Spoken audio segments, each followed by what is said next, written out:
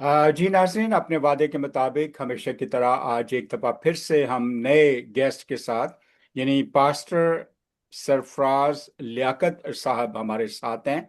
और वो आज अपनी गवाही, अपनी टेस्टिमनी हमारे साथ शेयर करेंगे। और ये प्रोग्राम गवाही जो है, आपसे आज एक दफ़ा फिर रिक्वेस्ट है कि आप इसे ज़रूर सब्सक्राइब किया करें। और जो नए देखने वाले हैं या अगर आप पुराने देखने वाले अगर अभी तक नहीं कर सके तो प्लीज़ ज़रूर सब्सक्राइब कीजिए। ता और बेल आइकॉन भी प्रेस कीजिए ताकि हम आपको हमारे प्रोग्राम जो हैं गवाही के वो आने वाले वक्तों में वक्त पर मिल सकें, रेगुलरली मिलते रहें। और हम आपके लिए हमेशा नए मेहमानों का एहतमाम कर सकें।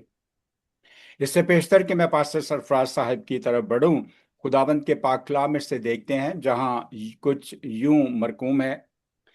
मैं तुम्हारे जी। बारे में खुदा के उस फजल के बायस जो यीशु मसीह में तुम पर हुआ हमेशा अपने खुदा का शुक्र करता हूं कि तुम उसमें हो कर सब बातों में कलाम और इल्म की तरह हर तरह की दौलत से दौलतमंद हो गए हो।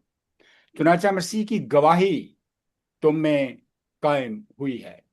चुनाचा मसीह की गवाही तुम में कायम हुई है। जिंदा खुदाबंद के जिंदा पाकलाम के पढ़े और सुने जाने पर उसकी बरकत हो। खुदावंद। पास्टर सरफराज साहब, वेरी वार्म वेलकम जी प्रोग्राम गवाही में। मेरे पास का आपके मुतल्लिक को खास क्योंकि वक्त की सिचुएशन डॉक्टर साहब के साथ और आपके साथ कुछ ऐसा सिलसिला रहा कि हम ज़्यादा कुछ आपके बारे में कलेक्ट नहीं कर सके। आप मुख्तसर सा अपने बारे में थोड़ा सा बताएंगे? जी sir, sir thank you very much. जी, जैसा मेरा नाम आपने अनाउंस कर दिया, बता दिया है, मेरा नाम जी पास्टर सरफराज लियाकत है। और मैं डस्का सियालकोट का रेजिडेंस है मेरा। तो खुदावंद का शुक्र है कि नौजवानी की उम्र में खुदा ने मुझे खिदमत के लिए मुकर्रर किया। क्योंकि खुदा के कलाम में लिखा है, जब हम मुकद्दस यूहन्ना रसूल के मार्फत लिखी गई 15वां बाब 16वीं अध्याय मुकद्दसा का विर्द करते हैं कि तुमने मुझे नहीं चुना बल्कि मैंने तुम्हें चुन लिया राइट। और तुमको मुकर्रर किया कि जाकर फल लाओ और तुम्हारा फल कायम रहे, ताकि मेरे नाम से जो कुछ बाप से मांगो वो तुमको दे। ठीक है। आमीन जी। आमीन। तो sir, sir thank you very much. अच्छा सर, मेरी गवाही कुछ इस तरह है कि मैंने अपनी खिदमत का आगाज एक टेबर प्लेयर, तबला प्लेयर की हैसियत से किया। मैं तबला प्ले किया करता था ठीक है। और ये मेरा शौक भी था और मुझे जुनून की हद तक वो तबला सीखने का शौक था। मैंने क्लासेस का भी आगाज किया, लेकिन फिर कुछ फैमिलीज की जिम्मेदारी आ गई, उसमें थोड़ा टाइम कम देना शुरू कर दिया। राइट। स्टडीज भी करता था साथ साथ, और साथ साथ फैमिली मैटर्स को देखना, मतलब सारा कुछ साथ साथ था। थोड़ा और शार्ट करता हूँ इसको। तो मैं एक तबला प्लेयर था, तो फिर लोगों को एक यानी संडे वाले दिन एक दफा कलाम सुनने का मौका मिलता था। और मुझे जो हमारे पास्टर साहब थे, खादम हजरात थे, वो साथ ले जाया करते थे। चलें जी खान साहब, इस इलाके में इबादत के लिए चले, चलें जी इस इलाके में चले, मैं फिर उनके साथ जाया करता था।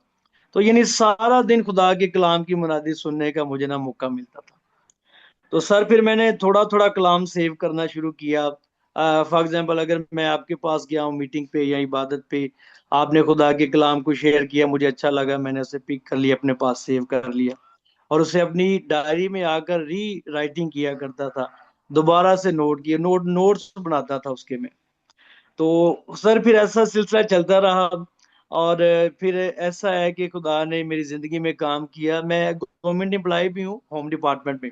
अच्छा। एज अ डीओ मेरी वर्किंग है ठीक है। गवर्नमेंट। हाँ जी, होम डिपार्टमेंट पंजाब में मेरी जॉब है। 12 साल मेरी सर्विस हो गई है सर।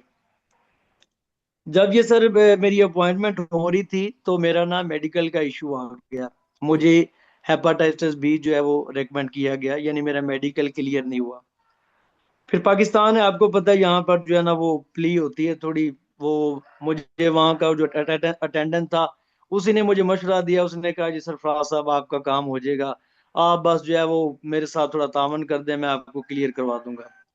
मैं भी तब जो है वो खिदमत का आगाज था, इतना मतलब शऊर नहीं था। मैंने उसकी बात मानी, उसकी खिदमत की, उसने मेरा मेडिकल क्लियर करवा दिया। हम्म। तो फाइनली ये जॉब मुझे मिल गई। लेकिन सर उसके बाद मेरे दिल में ये ख्याल आया कि यार मैंने जॉब तो ले ली है लेकिन ये अच्छी चीज नहीं है। और फिर दूसरा बढ़ के ये कि जॉब तो मिल गई है मुझे, उन्होंने क्लियर कर दिया, लेकिन ये मर्ज अभी भी मुझे है। मतलब डॉक्टर ने या मतलब मेडिकल में मेरा हेपाटाइटिस बी जो है वो रिकमेंड किया गया। ठीक फिर है। सर एक हमारे इलाका में 17 संधवा गांव है, अगर आप में से कोई जानता हो इस इलाका में, वहां पे एक कन्वेंशन थी, बहुत बड़ी कन्वेंशन थी, और फॉरेनर्स ठीक है। भी आए हुए थे वहां पर। हम्म। तो मेरे कजन जो थे, मेरे दोस्त है बाबा, कहते हैं चले जी खान साहब आज उधर बड़े अच्छे खादम आएंगे, बड़े अच्छे लोग आएंगे, परस्तार आएंगे, उनको जाके सुनते हैं। ठीक है। तो मैं जाने का मेरा दिल नहीं कर रहा था। मैंने ठीक। कहा यार, मैं परेशान था अपने उस इशू की बीमारी की वजह वजह से से। सर। हम्म। जी जी, बीमारी की वजह से मैं परेशान था। फिर सर मैंने ना घर आया, मेरे दिल से एक बात उठी, मैंने कहा चलें जी आज चलते हैं, आज उधर जाके खुदा से प्रे करेंगे कि खुदावंद ये मर्ज जो मेरे मेरी जिंदगी में है, या जिसका मुझे अभी अभी पता चल रहा है, राइट। ये तेरी पाक मर्जी से खत्म होना चाहिए। ठीक है। सर हमने वहां पर इबादत अटेंड की, प्रस्ते सुनी, बड़ा हमें जो है वो खुदा के रूह में हम मसरूर हुए, बड़ा हमें अच्छा लगा, एंजॉय किया हमने प्रस्तिश को। ठीक है। फिर बाद में जब उन्होंने अनाउंस किया जी जो जो प्रे करवाना चाहता है वो स्टेज के पास आ जाए, ठीक है। तो जी मैं तो घर से राधा लेके चला था। भाग के गए। मैं जी सबसे पहले इसी इंतजार में था, मैं सबसे पहले जो है वो आगे चला गया। उन्होंने मुझसे पूछा, आप बेटे क्या आपको मसला है, क्यों आप प्रे करवाना चाहते हैं? मैंने कहा जी मैं, ये मुझे जो है वो डॉक्टर ने रिकमेंड किया है रिसेंटली, मुझे पहले पता नहीं था, तो मुझे हेपाटाइटिस बी है। तो वो सब पास्टर्स ने मिलकर जी मेरे सर पर हाथ लगा, दुआ की। ठीक है। और आप बिलीव कीजिएगा सर, मैंने फिर आ गया, मुझे ऐसे जैसे मैं हवा में उड़ना शुरू हो गया, मुझे ऐसे लगा कि जैसे मैं अभी ठीक होना शुरू हो जाऊंगा, या ईमान के मुताबिक खुदा मुझे शिफा देना शुरू कर रहा है। एक वीक के बाद जी, 7 दिनों के बाद फिर मैं दोबारा चेकअप के लिए गया। मेरे दोस्त हैं गुलफाम विकी साहब, ये बावरी के रहने वाले, उन्होंने मुझे कहा नहीं जी आप सरफराज साहब इसको इतना इजी ना लें, ये तो मैं सब सब बिगनिंग के एग्जाम थे मेरे, मैं सबको बताता फिर रहा था जी मुझे हेपाटाइटिस बी है, मुझे हेपाटाइटिस बी है। मेरी वालदा मोहतरमा ने मुझे डांटा, वो कहते हैं सबको नहीं बताते होते, लोगों हम्म। में आप घूमते फिरते उठते बैठते हो, खुदा से दुआ करो। सर फाइनली हमने टेस्ट करवाया तो वो खुदावन के फजल से टेस्ट क्लियर था। ठीक। वाह। और उसके, खुदावन के हाँ जी, नाम की तारीफ हो। खुदावन के नाम को जी जी, तो उसके बाद मुझे कभी भी जो है इस तरह के मर्ज का सामना नहीं करना पड़ा। तो अगर आपके पास टाइम है तो खिदमत के हवाला से एक बात और शेयर करूंगा उसके बाद आमीन कहेंगे, आपकी बात सुनिए। जी प्लीज। तो सर खिदमत का जब मैंने आगाज किया ना, तो मेरे मामू जान है जी ग्रीफन बूटा मसीह गिल साहब, बड़ा प्यार करते हैं, खुदावंद के कलाम को जानने वाले हैं। उनको नया पुराना अहदनामा जो है वो फिंगर टिप्स पे याद है, कोई भी हिस्ट्री, कोई भी आपको उनको फिगर पूछेंगे वो आपको बगैर बाइबल खोले बता देंगे। ठीक है। तो वो उनका ये ड्रीम था, उनका ये ख्वाहिश थी कि नहीं अगर आप करते हो तो फिर आप जो है ना वो मैं ना घर में बैठकर उनको कलाम शेयर किया करता था, थोड़ा थोड़ा थोड़ा थोड़ा। ठीक उनके है। यार आप चर्च में क्यों नहीं कलाम सुनाते? मैंने कहा जी राइट। मुझे अलाउ ही नहीं है, मुझे इजाजत ही नहीं है, मैं कैसे सुनाऊं? या। मैं कहा नहीं यार आपका ना होना चाहिए, आप जो है ना वो भाई आप उधर भी शेयर किया करें। मैंने कहा चलें कभी मौका मिला तो जरूर। हमारे एक एल्डर साहब थे जी, एल्डर यूनस साहब मरहूम, फोत हो गए हैं, खुदावंद में सो गए हैं, बड़े अच्छे इंसान थे। एक दिन जब मैं तब मैं सर इधर सेंट जॉन में होता था गुजरावाला, अच्छा। 3 साल मैं वहां पर बोर्डिंग मास्टर रहा हूँ। सेंट जॉन में होते थे तो हम ना जो है वो ईस्टर की नाइट की इबादत कर रहे थे, ठीक है। उसमें हम गए, पहले मैंने तबला प्ले किया। उसके बाद फिर उन्होंने कहा जी आज अगर आप लोगों के कलाम जो मैसेज हो गया था, पास्टर साहब का मैसेज हो गया था, एल्डर साहब ने उनसे रिक्वेस्ट की, उन्होंने कहा जी आज अगर आप खुशी का मौका है, अगर आपके पास 10-15 मिनट हो तो मैं एक नौजवान को आपके सामने लाना चाहता हूँ जो खुदा के कलाम से भरा हुआ है, तो हम्म। अगर आप लोग सुनना चाहें आपकी इजाजत हो। चलिए खुदावंद का शुक्र हुआ कि मुझे जी इजाजत मिल गई। उन्होंने अनाउंस कर दिया मेरा, ठीक है। उन्होंने कहा जी सरफराज खान साहब से आज जो है खुदा का कलाम सुनेंगे। मैं नया एक्सपीरियंस था मेरा, तो मैंने सर मुझे आज भी याद है, मैंने ये कलाम सुनाया था कि ए गलीली मर्दो, तुम क्यों इस तरह हैरानी से या परेशान होकर यीशु को देखते हो? जिस तरह ये यीशु तुम्हारे देखते देखते आसमान पर जा रहा है, इसी तरह तुम्हारे देखते देखते वापस आएगा। ठीक है। उम्मीद का पैगाम, दिलेरी का पैगाम। तो ये मैंने जी 10 मिनट का पैगाम वहां पर शेयर किया। खुदावंद ने अपने नाम को इज्जत और जलाल दिया। फिर उसके बाद जो है मेरे मामू ने जो है मुझे एज ए डीकन मखसूस करवाया, क्योंकि मैं झिझकता था, मैं कलाम नहीं सुनाता था। मैं कहता था जी नहीं, मुझे लहू नहीं है, मैं बरकत शुदा नहीं हूँ। उन्होंने फिर मुझे जो है वो डीकन मुकर्रर करवाया। फिर वहां से सर मैंने आगाज किया खिदमत का।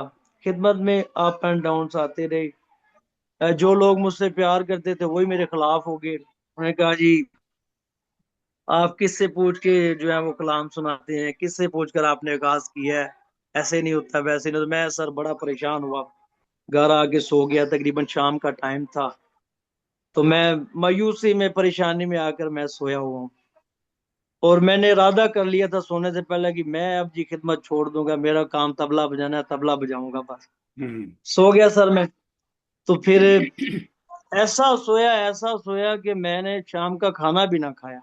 ठीक है। रात को जब सर 2 बजे का टाइम हुआ, 3 बजे का टाइम हुआ, मुझे ऐसा फील हो रहा था जैसे मैं जाग रहा हूँ, और ऐसा भी लग रहा था जैसे मैं लेटा हुआ हूँ। हम्म। इस बात का कंफर्म नहीं, लेकिन खुदावंद ने मुझे एक कलाम दिया। खुदा ने मुझे कलाम अक़दस की 2-3 आयात दी। ठीक है। मुकद्दस मत्ती रसूल की मार्फत लिखी गई इंजील मुकद्दसा, कि तुम दुनिया के नूर हो, जो शहर पहाड़ पर बसा है वो छुप नहीं सकता। बिल्कुल। और चिराग जलाकर पैमाना के नीचे नहीं, बल्कि चिराग दान पर रखते हैं, या। ताकि आमीन सब आमीन। घर वालों को रोशनी, सब घर वालों को रोशनी मिले। जी हाँ। जी हाँ। मुझे सर इस कलाम ने इतना ब्लेस किया, इन वर्सेस ने मुझे इतनी दिलेरी दी। मैंने इरादा कर लिया, मैंने कहा अब जो कुछ मर्जी हो, खुदा ने मुझे कलाम के लिए चुना है, मैं कलाम सुनाऊंगा। हालांकि I was not a seminary person that अच्छा। टाइम। मैं उस वक्त कोई सेमिनरी पर्सन नहीं था, हम्म। एज ए डीकन था। तो सर वहां से खुदा ने मुझे दिलेरी, उसने कहा नहीं, मैंने तुझे चुना है, तू मेरा बंदा है। अब तेरे दिल में अगर मैंने नूर जलाया है तो उसको छुपा ना, ठीक है। उसको जला कर चिरागदान पर रख, ताकि सब घर वालों को रोशनी पहुंचे। तो वहां से सर फिर मैंने खिदमत का आगाज किया। फिर मैंने सेमिनरी की। ठीक है। इधर जो है वो गुजरांवाला चांदा किला, डेविड वुडरन साहब थे, उनसे कलाम सीखते थे। हमारे प्रोफेसर बिनियामीन साहब हैं, अच्छा। उनसे हमने जो है वो सीखा। ठीक तो है। जी सर, ये क्योंकि मैं गवर्नमेंट ने अप्लाई था, रेगुलर सेमिनरी नहीं कर सकता था। मैं गया था फेथ थियोलॉजी वालों के पास, लेकिन या। तब उनका शायद कोई इस तरह का प्रोसेस नहीं प्रोजेक्ट। था, मुझे सीट नहीं मिली थी एज ए प्राइवेट। ठीक है। जी जी। फिर मैंने जी जो है वो सारे इनसे सेमिनरी की। पहले मैंने जो है वो, इन्होंने पहले हमें वो मुबशराना खिदमत के लिए डिग्री दी। फिर इसके बाद इन्होंने बीटीएच की डिग्री हमें दी। उसके बाद इन्होंने फिर एमडी की डिग्री दी। तो ये इस तरह सर खिदमत का आगाज किया है। उनका शुक्र है आज मैं गवर्नमेंट एम्प्लॉय भी हूँ। और सर मैं 4 दिन ड्यूटी करता हूँ, गवर्नमेंट की जॉब जो है। और ठीक है। 3 दिन सर मुझे मिलते हैं खिदमत के लिए। इन्हीं दिनों में मैं खिदमत करता हूँ सर।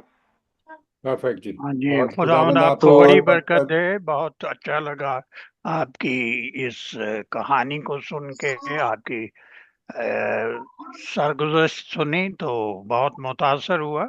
मैं बताना चाहता हूँ पादरी साहब को या नाजरीन को कि सरफराज जी साहब सर। जो है मेरे बहुत अजीज हैं। खुदावंद ने इनको चुना है और ये अपने गांव में जहाँ ये रहते हैं वहाँ पे एक चर्च तामीर कर रहे हैं। और खुदावंद ने ये बोझ भी इनको दिया है कि उस चर्च की तामीर करें। खुदावंद इनकी मदद कर रहा है, लेकिन वो लोग जो फराख दिली का मुजाहरा करना चाहते हैं और खिदमत में अपना हिस्सा डालना चाहते हैं, खुदा के काम में हिस्सा डालना चाहते हैं, वो सरफराज साहब को अपने अतियात हदियात भेज सकते हैं। बाकी मालूमात किसी वक्त इनसे हासिल की जा सकती हैं। तो बहुत अच्छा काम कर रहे हैं। खुदावंद इनको बड़ी बरकत दे। आदिल साहब आप जारी रखें, आप पूछें जो भी आपने पूछना है। नहीं, आपका कोई सवाल, मैं तो ये कहने लगा था आपका कुछ सवाल है क्योंकि मैं जी सवाल ये जी है सर। इनसे कि इन्होंने सबसे पहले तबला सीखा और जी सर। उसके बाद जो है खुदावंद ने इनको मौका फराहम किया कि ये खुदावंद के पाक कलाम को सीखें।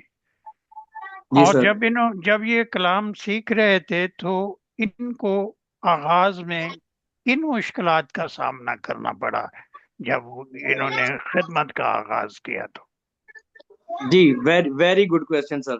और मैं इन इस क्वेश्चन का आंसर देने से या इन मुश्किलात को बयान करने से सर झिझकता नहीं हूँ, शर्माता नहीं। मेरे जो एल्डर साहब थे ना, मरहूम है, खुदा इस बात को जानता है, मैं भी जानता हूँ, कलीसिया भी जानती है, बुजुर्ग थे। मैंने सर उनके साथ बड़ी खिदमत की। मैं कह लें कि उनका राइट हैंड था। मैं जो है वो कलीसिया को गैदरिंग किया करता था, डोर टू डोर जाके विजिट करवाया करता था। एल्डर साहब मुझसे नाराज नहीं थे, लेकिन शायद उनको ये अच्छा नहीं लगा था कि पहले ये मतलब तबला प्ले करते थे, उसके बाद ये एज ए डीकन मखसूस होके हमारे साथ आ गए हैं। सबसे बड़ी तो मुश्किल ये थी। चलें, फिर ये उनको बताने की भी कोशिश की गई कि ये आपका ओहदा, आपका रुतबा वही है, आप वहीं पर हैं, ये आपका एज ए मामन होगा, अगर होगा भी तो। सबसे पहली ये मुश्किल जो है ना वो मुझे सर पेश आई। उसके बाद सर जो रूहानी तौर पर मुश्किलात थी, वो आपको पता है जी, कि ईमानदार जो है ना वो उनकी जिंदगी में हमेशा मुश्किलात आती हैं। ये बात सर मेरी जिंदगी का एक्सपीरियंस है। जो ट्रू, वेरी ट्रू। खुदा के साथ चलने का इरादा रखते हैं या जो चल रहे हैं, मुश्किलात सिर्फ उन्हीं की जिंदगी में आएगी। मेरे दोस्त हैं पास्टर शहबाज बरकत साहब गुजरावाला से, सर आपके भाई, अगर आप में से कोई जानते हो उन्हें तो। रिसेंटली मैं उनके पास विजिट के लिए गया, फतेहवाला में उनका विजिट था। तो सर मेरी उनके साथ मुलाकात डिसाइड थी, उन्होंने अपने चर्च में मुझे इनवाइट किया, लेकिन खुदा को शायद मंजूर नहीं था। वो रास्ते में आ रहे थे, उनका एक्सीडेंट हो गया। ओह, एक आधी हड्डी जो है फ्रैक्चर हुई, वेरी जो है सैड। वो काफी इंजरीज हुई। उन्होंने अपने बेटे को भेज दिया और माजरत की कि मेरा एक्सीडेंट हो गया। अच्छा, इसी से एक ईयर जो है, एक साल पीछे चले जाए, उनका पहले भी एक्सीडेंट हुआ था। अब जब हमने ये बात देखी तो हम सारे खादम बैठकर जो है ना वो इस बात को सोचने पर या इस बात को जो है वो मानने पर है एग्री हुए कि जो बंदे खुदा के साथ चलते हैं या खुदा का काम करते हैं, शायद मुश्किलात या परेशानियां उनको ज्यादा फेस करना पड़ती हैं। ट्रू। हालांकि जी, खुदा का ये बिल्कुल ठीक हुक्म है। भी है कि मैं सब राहों में तुम्हारा निगहबान हूंगा। लेकिन सर बिल्कुल। अबलीस की जो फाइट है, अबलीस को जो जंग है, वो जारी है आज भी। और ईमानदार जो है सर, ये कह रहे हैं मेरे मानने के मुताबिक, ईमानदार जिसने यीशु को कबूल कर लिया है। यीशु को कबूल करने का ये मतलब नहीं है कि बस जी आप आजाद हैं, आप यीशु जाने वो जाने, खुदा जाने उसका काम हम्म। जाने, ये एक अलग थाट है। लेकिन ईमानदार जो है वो सर अपनी आखिरी सांस पर अपने नफ्स के खिलाफ, अपने जिस्म के खिलाफ जो है वो जंग लड़ता रहता है। और जब तक वो इस जंग में जो है वो एक कदम आगे रहता है, उसकी फतह होती है। जैसे वो वीक पड़ना शुरू हो जाता है, फिर उसकी रूहानी स्पिरिचुअल पावर जो है वो कम होना शुरू हो जाती है। तो वेरी ट्रू। स्पिरिचुअल लेवल या रूहानी लेवल पे सर हमें मुश्किलात का जो है वो सामना करना पड़ा। कुछ चीजें थी जो समझ नहीं आती थी। एक वक्त ऐसा था कि जब हम दुआया शवाया इबादत में जाते थे, हमें खौफ आता था। हम जब जो है वो हाथ हम्म। बढ़ाकर दुआ करते थे, तो हमें ऐसा लगता था कि यार इसका जो है वो बैड रिएक्शन ना हो जाए हमें। तो फिर खुदावन का फजल। फजल, खुदाबंद का फजल। पास्टर सरफराज, आप ये बताइए हमारे नाजरीन के लिए, और बिलखसूस नौजवानों के लिए, आप भी अभी नौजवान हैं, बूढ़े तो हम दोनों ही हैं, जी, कि जी सर। मतलब आपने एक बात का जिक्र किया था कि जब आपको डीकन बनने से भी पहले लोग कलाम सुनाने के लिए कहते थे तो आप इनकार करते थे, और ये कहते थे कि नहीं, मैं नहीं करूंगा क्योंकि मेरे पास इख्तियार नहीं है, राइट? और जब आप जी राइट सर, राइट। डीकन बन गए तो भी आपको एक प्रॉपर चीज नजर नहीं आ रही थी, अनटिल कि आप पास्टर ऑर्डेन होते या आप सेमिनरी जाते। सो आपने वो तमाम रुकावटें दूर की, और उसमें मुझे जी मुझे सर। मालूम है कि ये सडनली से, एकदम से ये सारे काम नहीं हो जाते हैं, इन पे बहुत वक्त लगता है, बहुत सारी डिसीजन को लेनी पड़ती हैं, खानदानी मसाइल होते हैं, I mean there are lots of things. मैंने अपनी जिंदगी में देखा है कि बेशुमार लोगों के पास जी सर। टैलेंट होता है, जी सर। वो खुदा के कलाम को शायद पादरियों से ज्यादा जानते भी हैं, पढ़ते भी हैं, वक्त भी ज्यादा से ज्यादा देते हैं, लेकिन उनके अंदर एक हिचकिचाहट होती है, एक जी खौफ होता है। चाहे वो जैसा आपके अंदर था कि जी मैं पास्टर नहीं हूं, या मैं सेमिनरी नहीं गया, या मैं डीकन नहीं बना, लेकिन कुछ के अंदर बहुत एक फियरनेस होता है, वो हमेशा अपने आप को पीछे पीछे पीछे रखते हैं। तो आप उन नौजवानों के लिए कोई खास वर्ड्स कहना बयान करना चाहेंगे, या अपने अल्फाज कहना चाहेंगे कि जी वो आज कैसे डिसीजन लें कि खुदा ने तो उन्हें बहुत ब्लेस किया हुआ है कि वो जी दूसरों सर। की हेल्प कर सकें बाइबल की वसातत से, अपने किरदार के वसीला से, आप उनके लिए क्या कहेंगे?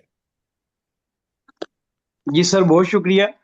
मैं आपके इस प्रोग्राम के तवज्जो से या आपके ज़रिए मैं ज़रूर नौजवान क़यादत को, नौजवानों को, बेटों को, बेटियों को, जो खुदा के कलाम की रोशनी से मुनव्वर है, या जिनको खुदा ने अपनी रोशनी दी है, मैं तो सर वही आयत मुकद्दसा के सामने रखूंगा जो खुदा ने मुझे दी, मुझे कि या चिराग जलाकर पैमाना के नीचे नहीं, पैगाना पैमाना के ऊपर रखते हैं, ताकि सब घर जमीन वालों को रोशनी मिल सके। रोशनी में।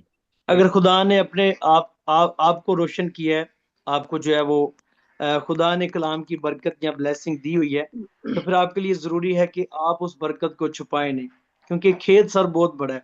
True true. कलाम अक़दस में यीशु मसीह के ज़ात अक़दस ने कहा कि फसल तो बहुत है लेकिन मजदूर थोड़े हैं, ट्रू। मजदूरों की सर आज भी कमी है, और आज अच्छे भी कम। वर्कर्स की, अच्छे मजदूरों की शिद्दत से कमी है। नौजवान हमारा आने वाला कल है, हमारी आने वाली पीढ़ी है। अब देखें, उम्र का एक तकाजा है, जैसे वाइज नबी कहता है कि हर एक काम का एक वक्त है, पैदा होने का वक्त है और मर जाने का भी एक वक्त है। बुजुर्ग आदमीन जो है वो अपना अपना हिस्सा खिदमत का पूरा करके जो है वो खुदावंद में रहलत फरमा जाते हैं, या अपना सफर मुकम्मल कर जाते हैं। उसके बाद ये नौजवानों को जो है वो चाहिए कि वो आगे बढ़े, खास करके उन नौजवानों को जिनको खुदा ने कलाम की समझ और परख अता की है, जिनको खुदा ने अच्छा माइंड और समझने वाला दिन और समझने वाली रूह अता फरमाई है, वो जरूर खुदा के जो है कलाम के लिए अपने आप को जो है वो पेश करें, खुदा की खिदमत के लिए निकले। ये मुश्किलात जो है वो इंसान को सुधारने के लिए, या मुश्किलात जो है इंसान की भलाई बेहतरी के लिए आती हैं, जैसे पास्टर कलाम पास्टर अक़दस में। सरवस पास्टर सरफराज, मैं आपको इंटरप्ट करूंगा। आपने आपका जो सारा सफर है ये गवाही का, इसमें मैंने नोट किया है कि आपने अपने अपनी मैं को भी खत्म किया, जी आपने सर। अपने जी जी आप को खत्म किया। चलें, अगर खुदा की, हम तो इंसान है, सब एक जैसे हैं, राइट, लेकिन ये खुदा राइट की सर। नजर में आपने उसको पता नहीं कितने परसेंट, कितने फीसद उसको आपने खत्म किया है, ये खुदा ही जानता है या आप जानते हैं, राइट। तो ये क्या राइट सर। ये आप नौजवानों को कहना पसंद करेंगे, या करंटली जो साहिबान सर्व कर रहे हैं खुदाबंद को, चाहे वो मेल है, फीमेल है, बुजुर्ग है, जवान है, कि वो अपनी मैं को खत्म करें, अपनी जी बड़ाई जी को बिल्कुल खत्म सर। करें? क्या आपका क्या ख्याल है इस चीज के बारे में? जी बिल्कुल राइट सर। सर मैं सुबह ही ये पैसेज पढ़ रहा था कि जब जो है वो यकूब और यूहन्ना ने, आई थिंक, यीशु मसीह से कहा था कि हम ये चाहते हैं कि एक तेरी दाएं तरफ और एक तेरी बाएं तरफ बाएं बैठे। तरफ या? तो यीशु मसीह ने ये कहा था कि ये मेरे अख्तियार में नहीं है। तो या फिर ये बात जब उन्होंने की, उसके बाद जो दूसरे शागिर्द थे ना, उन्होंने उससे नाराजगी का इजहार किया उन दोनों से। लेकिन फिर यीशु मसीह ने सबकी दाद रसी के लिए या अपनी बात जो है उन सबको ये पहुंचाई कि दूसरे लोगों में, या दूसरे जो है वो फिरकों में, फरीसियों में, या दूसरे जो है वो लोग जो रबी अपने आप को कहलाते हैं, उनमें शायद ये चीजें होती होंगी। लेकिन यीशु मसीह ने ये कहा कि मेरा तुम्हारे लिए ये हुक्म है, या मैं ये कहता हूं कि जो तुम सब में बड़ा बनना चाहे, वो वो सबसे छोटा। पहले तुम सबका खादम या बने। बिल्कुल बिल्कुल ट्रू, बिल्कुल ट्रू। सही कहा। डॉक्टर साहब, आपका कोई सवाल सर? जी, मैं सवाल तो नहीं पूछना चाहता, लेकिन ये जरूर कहना चाहता हूँ कि खुदावंद यीशु मसीह ने फरमाया था कि जो मेरे पीछे आना चाहे वो अपने खुद ही से इनकार करे जी हाँ, और अपनी बिल्कुल सलीब उठाकर मेरे बिल्कुल। पीछे चले। तो ये जो सलीब का सफर है, ये टीचिंग है कि सबसे पहले तुझे। हमें अपने आप में से मैं को अपने आप जिसको हम खुद ही मैं को जो है जी सर, मानना है, सर उसको खत्म जी करना है।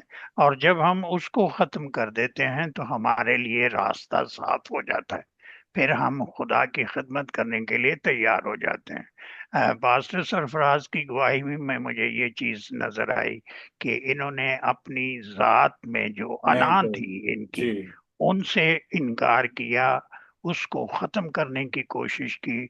अब कामलियत का तो दावा हम नहीं कर सकते, नो क्योंकि नो हमारे ईमान के मुताबिक खुदावंद यीशु मसीह के अलावा दुनिया में कोई कामल इंसान नहीं हुआ। तो खुदावंद यीशु मसीह ही कामल थे। लेकिन ये है कि हम कोशिश कर सकते हैं, और जब कोशिश करते हैं तो खुदावंद हमें कामयाबी देता है। जी थैंक यू डॉक्टर साहब। मेरे ख्याल में यस नाजरीन, हमें चाहिए कि फर्स्ट ऑफ ऑल मैं जो लफ्ज़ है इसको अपनी ज़िंदगियों में से ख़त्म करें, क्योंकि सिर्फ मैं जो है वो खुदाबंद खुदा के लिए लफ्ज़ इस्तेमाल किया जाता है, कि खुदाबंद ने खुद कहा कि मैं जो हूँ सो हूँ। सो इंसान इब्लीस जो है हमारे अंदर ये बीज बोता है कि नहीं तुम ही बड़ी शैम है भाई, तेरे वगैरह दुनिया च जी कोई नहीं है। क्यों डॉक्टर साहब? जी, और तू इसके सब तो बात दें। और हाँ, पास्टर सरफराज हमारे से लगता है डिस्कनेक्ट हो चुके हैं, और नोटिस भी आ गया मुझे। सो नाजरीन इससे पेशतर क्योंकि और प्रॉब्लम क्रिएट हो जाए, खुदाबंद ने चाहा तो आपसे फिर मुलाकात होगी। पास्टर सरफराज आ गए हैं, कोई आखिर में कोई छोटा सा मैसेज, कोई खास बात जो रह गई हो? जी सर। सर आप मुझसे पूछ रहे हैं सर? हाँ, एक मिनट में सिर्फ बता दीजिए कि कोई खास बात जो आपके दिल में रह गई हो। नहीं सर, सबसे खास बात यह है कि हम सब का जिंदा रहना किसी मौजे से कम नहीं। अगर खुदा ने हमें जिंदगी दी है, सांसें मजीद दी हैं, टाइम अगर उसने दिया है, जी तो मैं जरूर ये कहना चाहूंगा कि आप सब अपने इस वक्त की कदर करें, इस जिंदगी की कदर करें। जो टाइम खुदा ने आपको दिया है, उसी में खुदा की उसी खिदमत में। का आगाज करें। थोड़ा थोड़ा करके सबको जो है वो खुदा के कलाम की तरफ लेकर आएं, रूहों को बचाने का काम शुरू या करें। और उस वक्त तक जब आपको ये बात समझ आती है, उस वक्त आप देखें कि उस वक्त भी खुदा ने आपको बेशुमार बरकत से नवाज रखा है। सो नाजरीन, खुदाबंद ने चाहा, वक्त इजाजत नहीं दे रहा है इस वक्त, खुदाबंद ने चाहा तो फिर अगली वीडियो में आपके साथ दोबारा से मुलाकात होगी। डॉक्टर रशीद साहब, pastor Sarfaraz, thank you very much for your time sir. खुदाबंद आपके साथ हो। जी खुदावंद भी सर, थैंक यू। आपको बरकत दे। आमीन।